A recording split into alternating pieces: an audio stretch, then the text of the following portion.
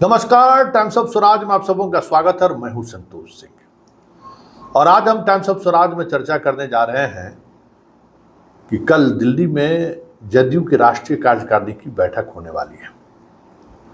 और हाल के वर्षों में अगर राष्ट्रीय कार्यकारिणी की बैठक की बात करें तो हर बैठक में कुछ न कुछ बड़े निर्णय लिए गए हैं, लेकिन इस बार ऐसा है कि मीडिया से लेके पार्टी के आम वर्कर से लेके पार्टी के बड़े नेताओं से भी आप बात करेंगे तो इस कार्यकारिणी की बैठक में क्या होने वाली है, इसको लेकर एक अजीब तरीके की खामोशी देखने को मिलेगी। देखिए, एक कार्यकारिणी की बैठक हुई थी जिसमें आरसीपी को राष्ट्रीय अध्यक्ष से हटाया गया था।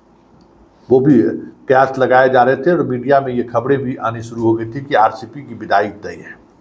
इस तरीके की चीज़ें उससे पहले उपेंद्र कुशवाहा को संसदीय बोर्ड का नेता वगैरह ये सब चीज़ बन रहे थे, लेकिन राष्ट्रीय कार्यकारिणी की बैठक के साथ ये तय हो गया था कि अब आरसीपी की विदाई होगी। फिर एक पद एक व्यक्ति का फॉर्मूला लगा के आरसीपी को हटाया गया, ललन सिंह बने।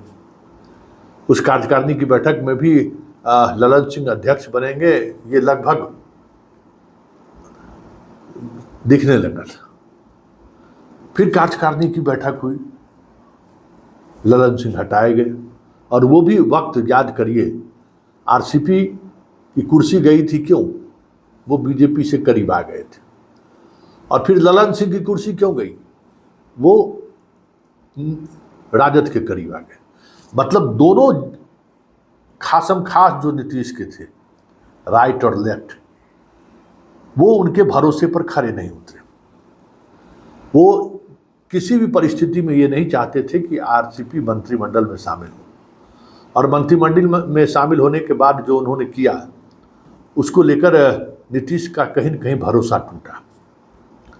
फिर उसने ललन सिंह पर भरोसा जताया, मतलब लेफ्ट तो टूट ही गया था, राइट पर भरोसा जताया, उनको राष्ट्रीय अध्यक्ष बनाया।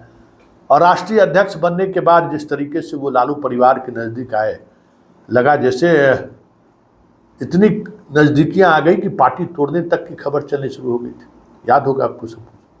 और उसके बाद नीतीश कुमार ने ललन सिंह को भी राष्ट्रीय अध्यक्ष हटाकर खुद राष्ट्रीय अध्यक्ष बने। और इस बार भी राष्ट्रीय कार्यकारिणी की बैठक है तो कुछ चीज़ें होंगी, लेकिन एक बात जो साफ दिख रहा है कि नीतीश के सबसे जो भरोसेमंद लोग रहे आरसीपी, और ललन सिंह से कोई ज़्यादा भरोसेमंद आज तक नहीं रहा है कोई नीतीश कुमार के साथ। उन दोनों ने भरोसा तोड़ा है। तो फिर इस बैठक का मतलब क्या है, या इस बैठक के सहारे क्या साधने की कोशिश हो रही है, बड़ा सवाल है। हर बैठक के बाद गठबंधन टूटा है। याद करिए, आरसीपी से जब राष्ट्रीय अध्यक्ष से उनको हटाया गया, ललन सिंह को राष्ट्रीय अध्यक्ष बनाया गया, तो चीज़ें बदलनी शुरू हो गई थी और अल्टीमेटली गठबंधन टूट गया। ललन सिंह हटे, कुछ दिनों के बाद वो भी गठबंधन टूट गया। तो क्या राष्ट्रीय कार्यकारिणी की बैठक के बाद बीजेपी और जदयू के बीच गठबंधन टूटने की चर्चा तो नहीं है, या गठबंधन टूट तो नहीं सकता है? क्योंकि हर बैठक के बाद चीज़ें बदली हैं, लेकिन जानकार का कुछ और भी कहना है। ये अलग तरीके की भी एक सोच सामने आ रही है। देखिए, ये तीनों बदलाव जिस समय हुआ था उस वक्त नीतीश कुमार अपने आप को संभाल रहे थे। नीतीश कुमार का कॉन्फिडेंस लगातार गिर रहा था। 2020 के विधानसभा चुनाव के दौरान जिस तरीके से चिराग मॉडल का इस्तेमाल शाह के द्वारा किया गया था, उससे नीतीश काफ़ी आहत थे।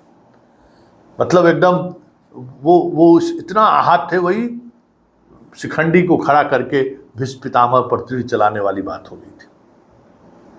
वहाँ से अपने आप को कई मौके पर रामविलास पासवान का घर से बाहर करना, चिराग की पार्टी को तोड़ देना, सब कुछ करने के बावजूद भी नीतीश सहज नहीं हो पा रहे थे। वो अपने आप को कमज़ोर महसूस कर रहे थे। लेकिन 2024 के लोकसभा चुनाव के बाद एक अलग तरीके का कॉन्फिडेंस आया है नीतीश कुमार में। नीतीश कुमार का वो खोया हुआ विश्वास वापस आ गया, जो विश्वास 2020 के चुनाव के बाद चीजें बदल गई थी। उसके बाद सोच लोग नहीं सकता था कि ये स्थिति होगी नीतीश कुमार की। सब लोग मानने लगे थे कि नीतीश कुमार तब आउटडेटेड है, चर्चा करने लगे थे कि लोकसभा चुनाव के बाद तो बीजेपी बदलेगी, यहाँ तो सरकार बदलनी तय है। लेकिन जैसे ही चुनाव का परिणाम आया, हर किसी के जुबान पर ताला लग गया। अब हर कोई नीतीश को अपना मानने लगा कि मेरे साथ तो नीतीश आ ही रहे हैं, मैं तो नीतीश के साथ ही हूँ। अब पूरी बदली हुई परिस्थिति में ये बैठक होने वाली है। आरसीपी को हटाने के लिए जो बैठक हुई थी, उस समय में भी नीतीश का वो आत्मबल नहीं था। फिर ललन सिंह को हटाने के लिए जो भी बैठक उन्होंने बुलाई, उस दौरान भी वो आत्मबल उनके अंदर नहीं दिख रहा था। लेकिन इस बार वो आत्मबल, आत्मविश्वास से लवरेज है नीतीश। तो फिर इस बैठक बुलाने का मतलब क्या है? खबर ये आ रही है कि संजय झा को तो पहले ही राज्यसभा में बड़ी जिम्मेवारी दे दी गई है, ललन सिंह मंत्री ही बन गए। मनीष वर्मा को जिम्मेवारी दी जा सकती है। मनीष वर्मा नालंदा के रहने वाले ही हैं। नीतीश को लेकर नीतीश से इतना ज़्यादा अपने आप को जोड़े कि वो अपनी नौकरी तक छोड़ दी, और फिर उनके तमाम राजनीतिक कार्यक्रमों को, राजनीतिक गतिविधियों पर वो हमेशा नीतीश के साथ खड़े रहे। उन्होंने इतनी तक कुर्बानी दी कि जब नीतीश ने कहा कि आप नालंदा से चुनाव लड़ने के लिए हमें कोई दिक्कत नहीं, आप लड़ सकते हैं, लेकिन बाकी जगह कौन लड़ेगा, मेरी स्थिति तो आप समझ रहे हैं। तो इतना इमोशनल बातचीत हुई दोनों के बीच कि मनीष कुमार ने चुनाव लड़ने से मना कर दिया। और उसके बाद लोकसभा चुनाव के सभी सीटों पर पूरी रणनीति के साथ वो चुनाव मैदान, सोशल मीडिया से लेके जमीन तक चीज़ों को कैसे उसको मैनेज किया जा सकता है, कैसे उसको एक अलग तरीके से नैरेटिव को सेट किया, सब कुछ पर्दे के पीछे।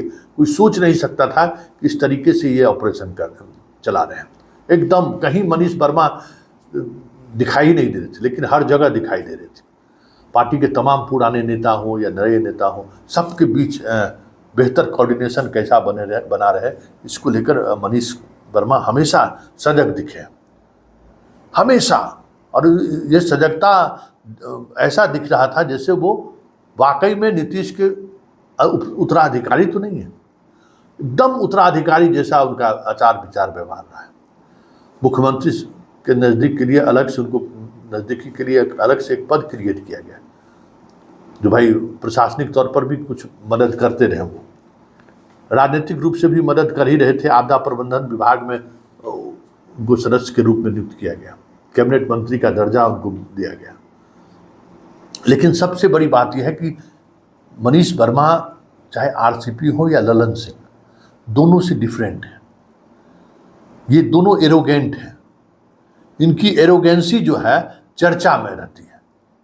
ललन सिंह और आरसीपी एकदम मतलब एरोगेंसी का हद है, मतलब किसी भी हद, मतलब किसी से ठीक से बात ही नहीं कर सकते। मनीष वर्मा में ये फर्क है। मनीष वर्मा व्यवहारिक है। मनीष वर्मा, हमारी एक बार मुलाकात है, मनीष वर्मा आइडियोलॉजी के तौर पर अगर देखें तो इन दोनों से मजबूत है। आरसीपी पूरी तौर पर राजनीति को टेक्निक के सहारे चीज़ों को देखते थे, पैसा कौड़ी का व्यवस्था करना, गाड़ी घोड़ा का व्यवस्था करना, बूथ मैनेजमेंट में बूथ पन्ना प्रमुख जैसे कुछ एक्टिविटी कर दें, क्या कहते हैं, अति पिछड़ों का सम्मेलन कर ले, इस तरीके का एटीट्यूड रहा आरसीपी का।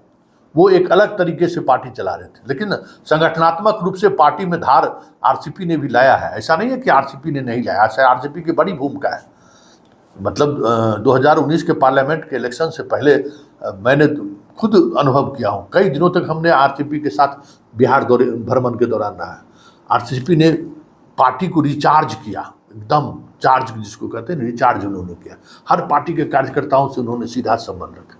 लेकिन कुछ ऐसी चीज़ें रहीं, व्यक्तिगत महत्वाकांक्षा या व्यक्तिगत तौर पर अगर किसी से वो नफरत कर रहे हैं तो नीतीश पसंद भी क्यों ना करे, उस नफरत को नीतीश पर एक्सपोज कर देते थे। इस वजह से बहुत सारे पुराने कार्यकर्ता जदयू से अलग भी हुए, आहत भी महसूस किए। वो एक आरसीपी का निगेटिव फैक्टर था। और ब्यूरोक्रेटिक अप्रोच हमेशा झलकता रहता था बात विचार व्यवहार में। ललन सिंह की तो बात ही छोड़ दीजिए, ललन सिंह तो पॉलिटिशियन है ही नहीं, वो तो पूरा लठैत है नीतीश कुमार के, पॉलिटिशियन है ही नहीं, पॉलिटिक्स का पी नहीं समझ में आता है ललन सिंह को। हाँ, बूथ कब्जा करके मार के धार के इधर उधर करके जो जीत हार ले ले, पार्टी ललन सिंह के बस में नहीं है चलाना। लेकिन मनीष वर्मा के जो जहाँ तक हमारी मुलाकात है और जहाँ तक मैं समझता हूँ मनीष वर्मा को, मनीष वर्मा में खासियत है, सबसे बड़ी खासियत है कि जुबान, व्यवहार और समझदारी, तीनों चीज है। राजनीतिक रूप से भी मनीष वर्मा इन दोनों से ज़्यादा समझदार है। जो स्किल संजय झा में है, संजय झा का लोग लाख आलोचना करते हैं, संजय झा के बारे में जो कुछ भी बोल रहे, लेकिन संजय झा का जो खासियत है ना, उसका अंदाजा शायद आपको नहीं होगा। राजनीतिक रूप से जितना तीक्ष्ण सोच संजय झा का है, इन दोनों लेवल में कहीं नहीं। मतलब जदयू में अगर नीतीश कुमार संजय झा को इतना मानते हैं तो उसकी वजह है, संजय झा में एक अलग तरीके का प्रतिभा है जो सोच नहीं सकते हैं। दिल्ली के लुटियन जोन से लेकर पटना तक, पटना से लेकर मिथिलांचल तक, एक अलग तरीके का सोच, डेवलपमेंट को लेकर, ब्यूरोक्रेसी को लेकर, पॉलिटिक्स को लेकर एक अलग नजरिया, नैरेटिव सेट करने को लेकर, सब कुछ अलग है। ठीक उसी टक्कर का मनीष वर्मा के में भी वो क्षमता दिखता है, मनीष वर्मा में भी वो तीक्ष्णता हमें बार बार दिखाई देता है। तो अगर संजय झा और मनीष वर्मा को साथ जिम्मेवारी दी जाती है, जिसकी चर्चा है, तो आप कह सकते हैं कि नीतीश कुमार को फिर राजनीतिक जो पॉलिटिकल स्पेस में खास करके अपने पार्टी को बनाए रखने के लिए, पार्टी को एक्सटेंशन देने के लिए फिर नीतीश को सोचने की जरूरत नहीं है। इसलिए ऐसी खबरें आ रही हैं कि कल की बैठक में मनीष वर्मा और संजय झा दोनों को बड़ी जिम्मेवारी दी जा सकती है। कार्यकारी अध्यक्ष भी है, महासचिव भी है, कई ऐसे पद हैं जिन पदों पर इन दोनों की उपस्थिति दर्ज हो सकती है। नीतीश वहाँ पे इन दोनों को भरोसा कर सकते हैं नीतीश। और अगर इस तरीके की चीज़ें हुई तो इतना तय मानिए कि राजनीतिक रूप से जदयू के कार्यकर्ताओं में जो एक उदासी वाली स्थिति हो गई थी, हालांकि अभी के चुनाव के बाद वो रिचार्ज हुआ है, फिर से वो वापसी हुई है, एक अलग तरीके की पार्टी चंद महीनों में ही दिखने लगे तो कोई बड़ी बात नहीं होगी। इसलिए कल का जो राष्ट्रीय कार्यकारिणी की बैठक है, वो बैठक दो अन्य बैठकों से काफ़ी महत्वपूर्ण है। कयास लगाने के लिए कह सकते हैं कि कहीं एनडीए से बाहर का रास्ता तो नहीं नीतीश ढूंढ रहे हैं इसी के सहारे, ये भी कहा जा सकता है। लेकिन इसके इतर जो सबसे महत्वपूर्ण बात है जिसको समझने की जरूरत है, ये रास्ता ढूंढ नहीं रहे हैं, ये रास्ता बना रहे हैं।